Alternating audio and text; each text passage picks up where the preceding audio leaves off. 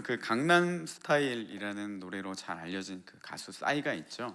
이 싸이가 부른 노래 중에 아버지라는 곡이 있습니다. 오늘 말씀을 준비하면서 그 곡을 좀 몇 곡 들었는데 좀 가사를 보면 이런 내용이 있습니다. 그러니까 그 자녀가 이 아버지에 대한 그런 은혜, 사랑을 이제 고백하는 부분과 아버지가 힘든 상황 가운데서도 자녀를 보며 어떻게 나아가는지 이것이 이제 교차적으로 나오는 것을 볼 수가 있는데요. 특별히 이제 가사를 제가 준비를 했습니다. 그래서 좀 나누려고 하는데 오늘 이 자리에 있는 아버지들이 좀 위로를 받는 시간이 되었으면 하는 마음이 있습니다. 여러분 그 가사를 보면요 이런 고백이 있습니다.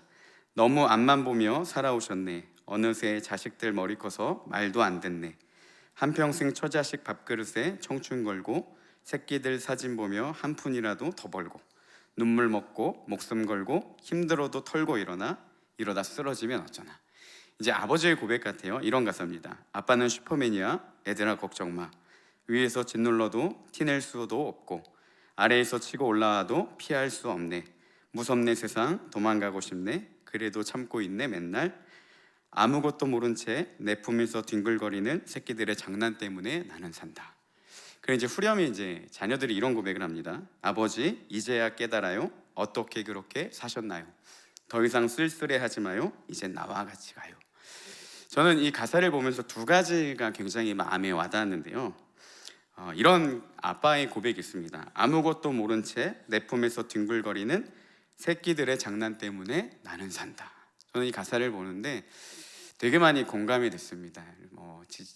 치열하게 세상에서 살다가 또 여러 가지 가정을 돌보다가 그 아이의 미소 하나만 보면 여러분 다 녹아버리는 게 이 아버지의 마음 아니겠습니까? 그래서 그 말이 되게 와닿았고요. 굉장히 행복하고 마음이 감동이 되었던 가사가 아버지 이제야 깨달아요. 어찌 그렇게 사셨나요? 더 이상 쓸쓸해하지 마요. 이제 나와 같이 가요. 여러분 자녀에게 부모의 마음을 헤아림 받는 것 이것보다 더 큰 기쁨, 더 큰 효는 없는 것 같다라는 생각이 들었습니다. 제가 설교 때 종종 했던 비유이긴 한데요. 제가 이 가사를 보면서 그 한 사건이 생각났습니다. 저희 아이가 이제 제가 아들이 한 명 있는데 이제 그 아이가 이제 6살 때였던 것 같아요. 이제 사역을 이제 좀 마치고 집에 늦게 들어가서 제 아이를 자는 모습을 이제 아내랑 보고 있었습니다. 근데 이제 좀 소리가 났는지 이제 아이가 뒤척거리다 깼어요. 그래서 이제 이런저런 이야기를 하고 또 씩 웃으니까 너무 이쁘더라고요. 그래서 이런저런 얘기를 하다가 이렇게 질문을 물어봤습니다. 하준아, 아빠가 하준이 사랑해? 저희가 물었는지 아내가 물었는지 기억이 안 나는데 하여튼 이렇게 물어봤습니다. 그러니까 저희 아이가 이렇게 대답했습니다. 응, 아빠가 나 사랑해. 그 말에 너무 행복했습니다. 그리고 나서 또 물었어요. 하준아, 아빠가 하준이 사랑하는 줄 어떻게 알아? 이렇게 물었습니다. 그러자 아이가 이렇게 대답했습니다. 엄마가 알려줬어. 괜히 물어봤다는 생각이 들었습니다. 좀 약간 좀 기분이 그랬어요. 그래서 더 듣고 싶어서 또 물어봤습니다. 하준아, 그럼 엄마가 알려주지 않으면 몰라? 이럴 때 제 아이가 했던 대답이요, 제 평생에 너무 큰 행복이었습니다. 뭐라고 대답했냐면요, 아니 이제 엄마가 알려주지 않아도 알아. 이렇게 이야기를 하더라고요. 6살 된 아이가 그 당시에 얼마나 아빠의 마음을 이해했는지는 모르겠지만 그 말 한마디가 그 피곤함을 모두 다 씻고 지금만 생각해도요 너무 행복하고 기쁠 정도로 그 행복했던 추억이 있습니다. 적어도 아빠의 마음을 안다, 아빠가 나를 사랑한다라는 걸 안다라는 그 말이 굉장히 큰 기쁨이고 또 하나님께 아이를 잘 키워주셨다라는 생각에 되게 감사하는 시간이었습니다. 그러고 보면요 여러분, 부모는요 자녀에게 원하는 거 단 하나인 것 같습니다. 많은 용돈과 관심이 아니라 부모의 마음을 헤아려 주는 것. 저는 이것보다 더 큰 효도는 없지 않을까라는 생각이 들었습니다. 한 아이의 부모가 되고 알게 된 것은요, 하나님 아버지라는 마음을 좀 많이 배우게 됩니다. 아버지가 되어 보니까요 자녀를 향한 하나님 아버지의 마음이 무엇인지 조금은 알 것 같습니다. 하나님도 저와 비슷한 마음일 거라고 생각합니다. 자녀를 향한 자녀가 아버지의 마음을 알아줄 때 그 아빠가 행복한 것처럼 하나님도 자녀인 우리가 그 하나님의 마음을 헤아려 줄 때, 알아줄 때, 무엇보다도 하나님이 우리를 사랑하심을 자녀가 알고 고백할 때 그보다 더 큰 기쁨이 없지 않을까. 좀 말씀을 보면서 그런 생각이 들었습니다. 우리를 향한 하나님의 마음이 어떤지 알고 또 어떻게 우리를 인도하시고 어떻게 은혜 가운데 우리를 이끌어 가시는지 우리가 알아갈 때마다 감사와 은혜로 나아가는 것, 이것이 어떻게 보면 자녀가 하나님 아버지께 드려야 될 도리이고 또 마땅히 갖춰야 될 덕목입니다. 그래서 하나님은요, 우리가 하나님을 알기를 원하신다는 것이죠.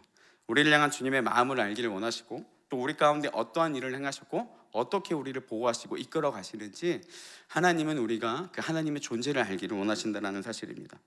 성경에 보면요, 이런 하나님의 마음이 굉장히 잘 나타나 있습니다. 하나님은 자신을 알리기 위해 많이 애쓰시는 모습들을 볼 수가 있어요. 특별히 이 출애굽 사건을 계속해서 떠올리게 하십니다. 그래서 종되었던 이스라엘을 구원하신 그 하나님의 역사, 이스라엘의 진정한 왕이시며 인도자인 보호자이신 하나님을 알기를 원하셨다는 사실이죠. 자녀가 부모의 마음을 헤아릴 때, 그 부모의 사랑을 깨달았을 때 바른 길로 나아갈 수 있는 것처럼 이스라엘이 하나님의 마음을 알아야, 그 하나님이 어떠한 분이신지 알아야 그들이 세상을 따르는 것이 아니라 구별된 삶을 살아갈 수 있는 원동력이 되기 때문에 하나님은 끊임없이 자신의 존재를 알리기를 원하셨다는 사실입니다. 이외에도 성경의 많은 부분을 보면요, 하나님이 반복적으로 나 여호와 하나님을 알리시는 이유도 어떻게 보면 하나님이 그들의 관심을 받고 싶어서가 아니라 이스라엘이 하나님을 바로 알아서 거룩한 삶을 살기 위한 그 하나님의 뜻이 담겨져 있는 것을 볼 수 있습니다. 제가 이런 이야기를 하는 이유는요, 오늘 말씀을 보면 두 분리의 사람이 나타납니다. 하나님을 아는 자와 알지 못하는 자. 그러니까 하나님을 알지 못하는 이스라엘의 모습과 하나님을 아는 이 호세아 선지자의 모습을 볼 수가 있습니다. 그래서 이들의 삶을 좀 비교해보고 마치려고 합니다. 먼저 하나님을 알지 못하는 이스라엘의 특징, 하나님의 마음을 헤아리지 못하는 이스라엘의 특징을 좀 살펴보겠습니다. 하나님을 알지 못하는 사람들의 특징입니다. 첫째는 무엇이냐면 하나님을 떠나 살게 된다는 것이죠. 여러분, 이것을 한마디로 뭐라고 이야기하냐? 죄라고 정의를 할 수 있습니다. 죄는요, 이 하나님을 알지 못하는 무지함에서 온다는 사실입니다. 이 타락한 시대의 대표적인 예가 이 사사기 시대를 꼽을 수 있는데요, 다른 세대가 나타났다라고 시작을 하고 2장에서 나타나고 그 이후로 끊임없이 타락한 이스라엘의 모습들을 볼 수 있는데 2장 10절에서 그 다른 세대를 이렇게 표현해주고 있습니다. 2장 10절 말씀인데요, 우리 같이 읽어보겠습니다. 그 후에 일어난 다른 세대는 여호와를 알지 못하며 여호와께서 이스라엘을 위하여 행하신 일도 알지 못하더라. 하나님을 따르지 않던 다른 세대, 그들의 특징이 무엇입니까? 여호와를 알지 못하는 세대, 그리고 여호와께서 행하신 일도 알지 못하는 세대. 이것이 타락한 이스라엘의 특징이라는 사실입니다. 이스라엘이 그토록 하나님을 떠났던 주된 원인은 무엇이냐? 이 하나님을 알지 못하는 무지함에서 비롯됐다라고 볼 수 있습니다. 특별히 호세아에서는요, 이런 모습들이 잘 나타나 있는데 우리 4장 1절 말씀, 호세아 4장 1절 말씀도 함께 보겠습니다. 이스라엘 자손들아, 여호와의 말씀을 들으라. 여호와께서 이 땅 주민과 논쟁하시나니 이 땅에는 진실도 없고 인애도 없고 하나님을 아는 지식도 없다. 진실도 없고 인애, 사랑도 없고 하나님을 아는 지식도 없기 때문에 너희들이 망했다라는 겁니다. 그래서 그 땅에 진실과 인애와 하나님 아는 지식이 없는 그 땅을 2절에는 이렇게 이야기를 해줍니다. 우리 2절 말씀도 함께 읽겠습니다. 오직 저주와 속임과 살인과 도둑질과 간음뿐이요 포악하여 피가 피를 뒤이음이라. 이런 그런 사륙이 나타나고 포악이 나타나는 그런 시대의 특징, 어디서부터 비롯됩니까? 하나님을 알지 못하면서 온다라는 것이죠. 그래서 4장 6절에도 이렇게 말하고 있습니다. 내 백성이 지식이 없음으로 망하는도다. 세번역 성경은 이렇게 번역합니다. 내 백성이 나를 알지 못해서 망했다. 그러니까 즉 이들이 죄의 길로 가며 타락한 삶을 살았던 근본적인 이유를 계속해서 뭐라고 이야기하냐? 하나님을 아는 지식이 없었다. 여호와를 알지 못했다. 이렇게 정의하는 것을 볼 수가 있습니다. 그래서요, 이 이스라엘 백성들을 돌이키기 위해 하나님은 호세아 선지자를 세우시는데 호세아 선지자가요, 이스라엘을 하나님께로 돌이키기 위해 이렇게 이야기를 합니다. 6장 1절의 말씀에 보니까 뭐라고 이야기하냐? 오라 우리가 여호와께로 돌아가자라고 합니다. 자, 이제 우리가 죄된 삶에서 벗어나서 하나님께로 돌아가자 이렇게 선언을 하고 이 말의 설득력을 갖추기 위해 뭐라고 이야기하냐? 여러분 1절 하반절부터 2절까지 말씀인데 우리 한번 같이 읽어보겠습니다. 함께 읽겠습니다. 여호와께서 우리를 찢으셨으나 도로 낫게 하실 것이요 우리를 치셨으나 싸매어 주실 것임이라. 여호와께서 이틀 후에 우리를 살리시며 셋째 날에 우리를 일으키시리니 우리가 그의 앞에서 여호와께로 돌아가자. 왜 돌아가냐? 여호와께서 우리를 찢으셨지만 도로 낫게 하실 것이고 우리를 치셨지만 다시 싸매어 주실 것이다. 즉 이 고통과 환난 가운데서 우리를 건지시는 분이 하나님이시니까 우리가 여호와께로 돌아가자. 하나님께로 돌아가기 위해서 호세아가 내세웠던 주장은 무엇이냐? 하나님은 이런 분이시다라는 겁니다. 그들이 잊고 있었던 하나님, 그들이 알지 못했던 하나님을 전함으로, 그러니까 이제 우리의 삶에서 돌이켜서 하나님께로 돌아가자. 그 근간에는 하나님이 어떠한 분이신지를 설명하는 호세아 모습을 볼 수 있습니다. 그래서 6장 3절에 이렇게 하나님을 설명한 후에 이야기하죠. 그러므로 우리가 여호와를 알자, 힘써 여호와를 알자라고 고백합니다. 여러분, 그들이 고통 가운데 있는 이유는 간단했습니다. 그들이 하나님을 알지 못하기 때문이었습니다. 그러니 힘써 여호와를 알자. 우리가 이 고통 가운데 있는 이유는 하나님을 알지 못하는 무지함과 이 죄로부터 비롯됐으니까 우리가 힘써 하나님을 알자. 이것이 호세아 선지자의 호소였다는 겁니다. 하나님의 바른 지식을, 회복을 이야기하고 있다는 것이죠. 여기서 호세아 선지자가 말하는 이 여호와를 아는 지식은요, 두 가지를 볼 수 있습니다. 첫 번째는 이 객관적인 지식과 두 번째는 주관적 지식으로 볼 수 있습니다. 객관적 지식은요, 이 말씀을 통해 나타나는 그 하나님을 이야기를 합니다. 하나님이 어떠한 분이신지 성경을 통해서 나타나는 이 객관적 지식을 통해 알 수 있고, 주관적 지식은 무엇이냐? 그 객관적 지식을 근거로 한 우리 삶 가운데 체험적이고 인격적으로 다가오시는 그 하나님, 그분을 아는 것. 이 호세아 선지자가 말하는 여호와를 알면 이 두 가지 의미를 모두 포함하고 있다는 것입니다. 여러분, 하나님을 객관적인 지식으로만 아는 사람은 삶의 변화가 나타나지 않습니다. 왜냐하면 이 말씀을 근거로 한 삶이 나타나지 않기 때문이죠. 하나님이 나를 먹이시고 입히신다는 건 압니다. 그렇지만 그 객관적 지식으로만 그 하나님이 머물러 버린다면 실제 나의 삶에서 어떻게 먹이시고 입히시는 하나님은 전혀 알지 못한다는 것이죠. 그러니 삶 가운데서 진짜로 그 말씀의 능력이 나타나는 것들을 경험하지 못하게 됩니다. 이 객관적 지식에서요, 우리는 반드시 주관적 지식, 그 하나님이 실제 삶 가운데 역사하시는 분이심을 우리가 경험할 때 우리의 삶의 변화가 오기 시작한다는 것이죠.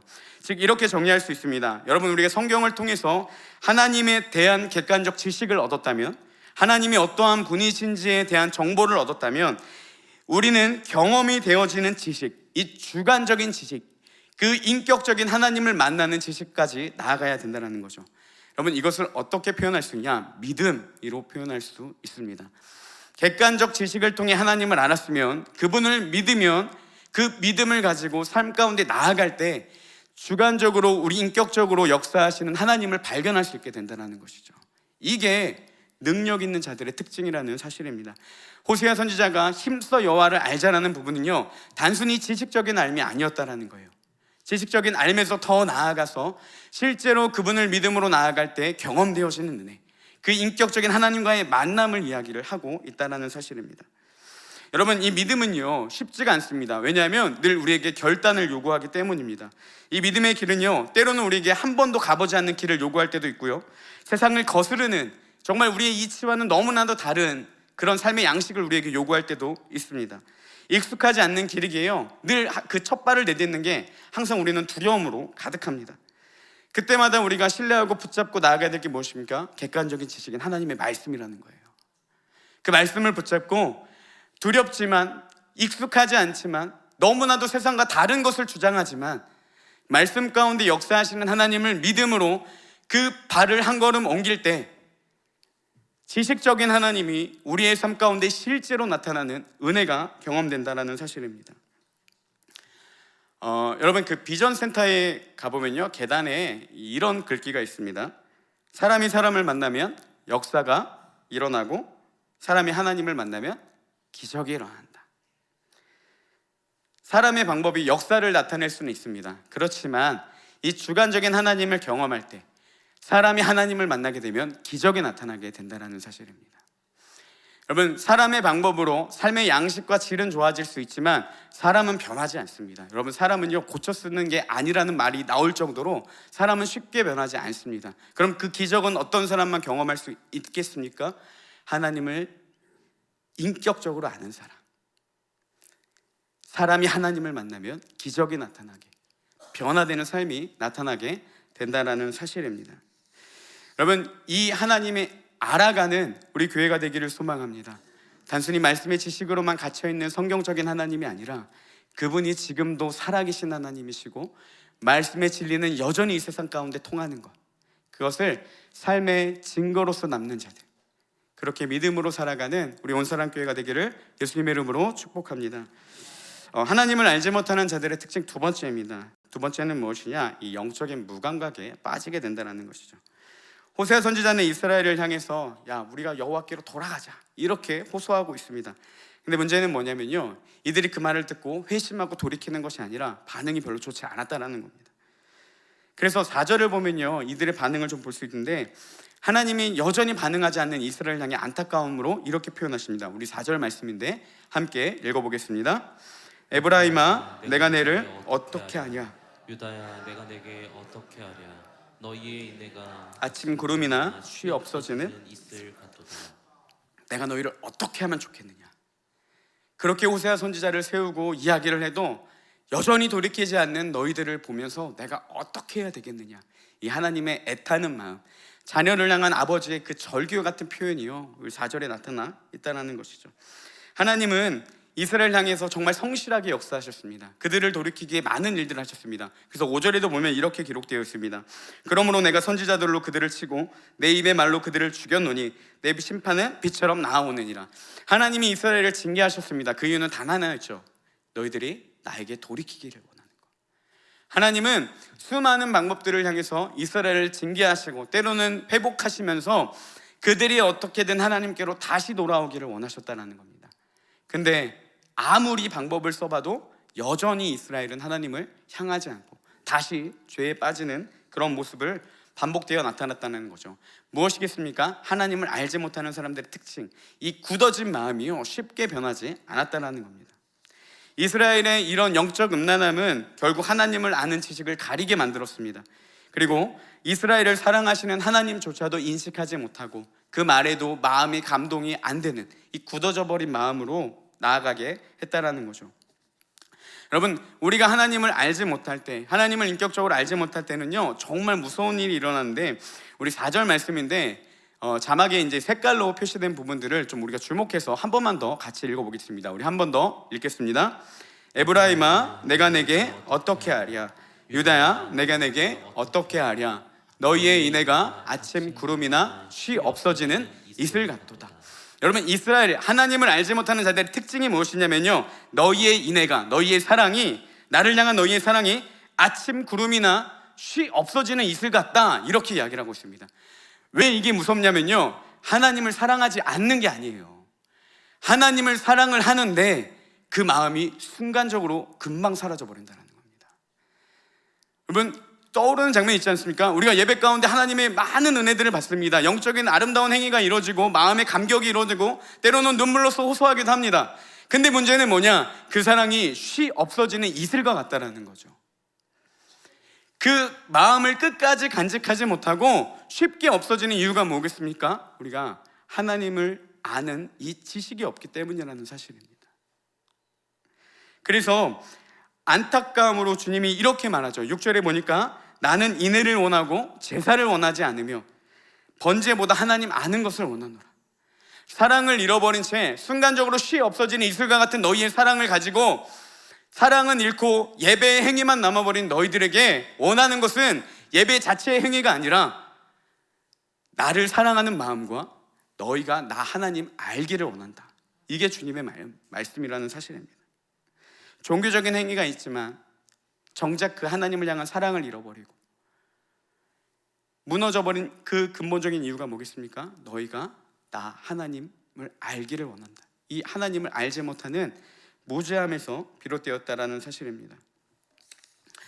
이스라엘은요, 그 역사를 보면 고난 중에 하나님을 찾았습니다.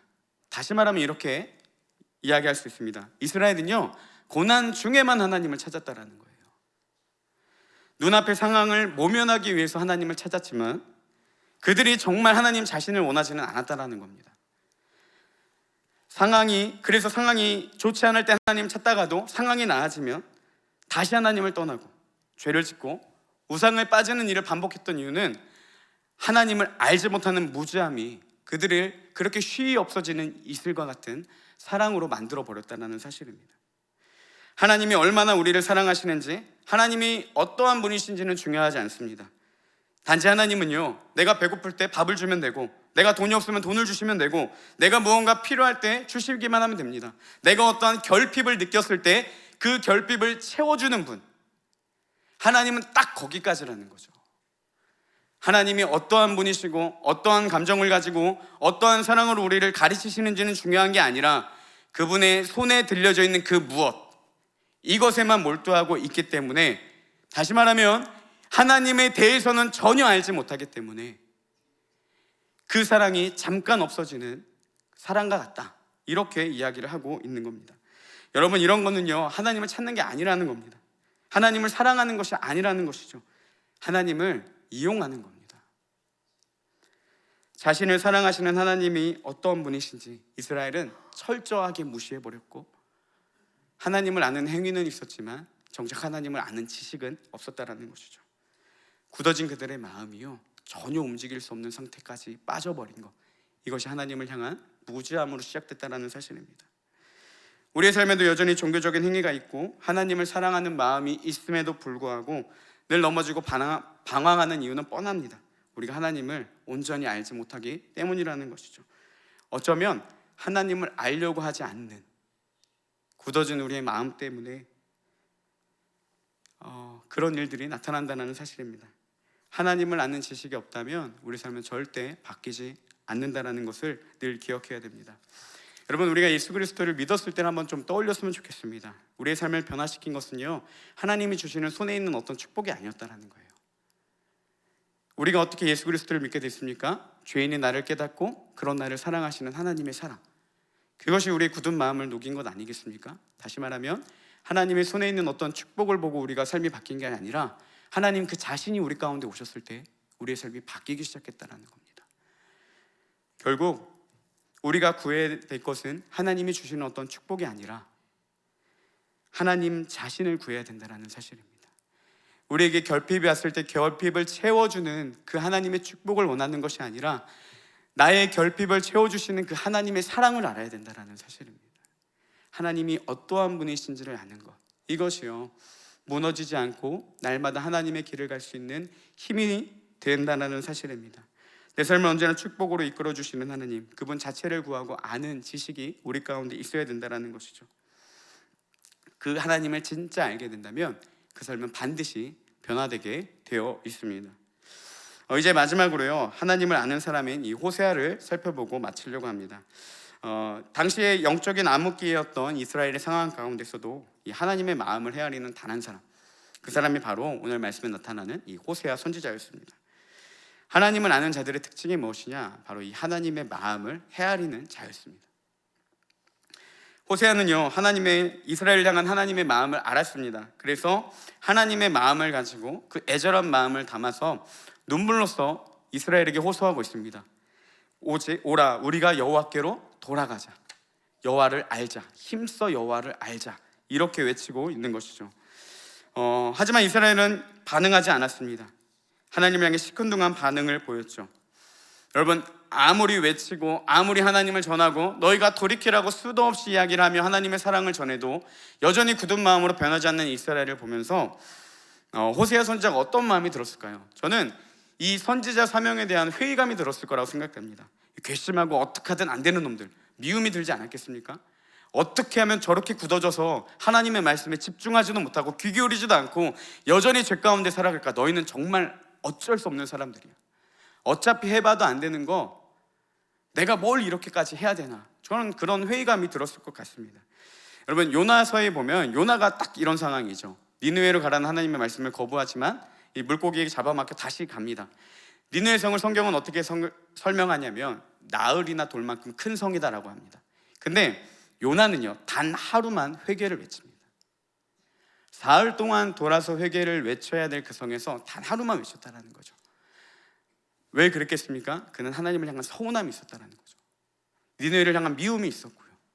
여러분, 호세아 선지자도 똑같지 않겠습니까? 아무리 해봤자 되지 않는 것, 아무리 해도 이스라엘은 절대 갱생할 수 없는 사람이라는 걸 수도 없이 반복하며 느꼈을 겁니다.